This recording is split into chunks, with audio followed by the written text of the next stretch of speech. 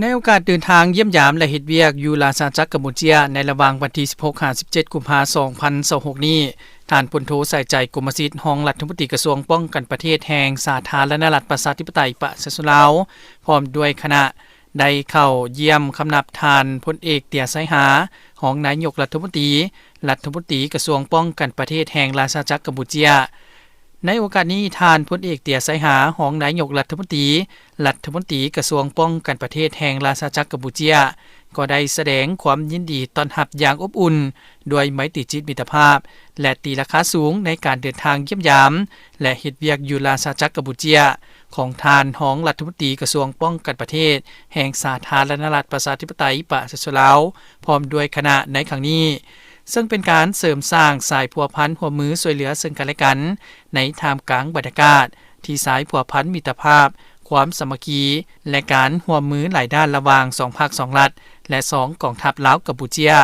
ได้รับการเสริมขยายสายพัวพันร่วมมือให้แน่นแฟ้นและเจริญงอกงามขึ้นไปเรื่อยๆในเวลาต่อมาท่านพลโทใส่ใจกรมสิทธิ์รองรัฐมนตรีกระทรวงป้องกันประเทศหัวหน้ากลุ่มใหญ่เสนาธิการกองทัพประชาชนลาวพร้อมด้วยคณะ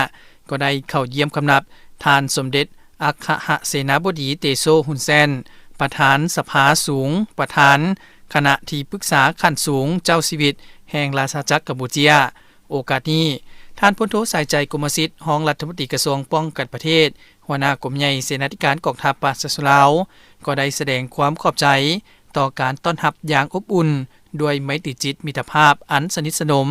ของท่านสมเด็จอัครเสนาบดีเตโซหุนแซนประธานสภาสูงประธานคณะที่ปรึกษาขั้นสูงเจ้าชีวิตแห่งราชอาณาจักรกัมพูชาซึ่งแสดงให้เห็นถึงมูลเสื้อสายพัวพันมิตรภาพคู่ร่วมยุทธศาสตร์ฐานเพื่อนมิตรบ้านใกล้เฮือนเคียงที่มีมาแต่บูรณาการให้มั่นคงยาวนานขึ้นไปเรื่อยๆ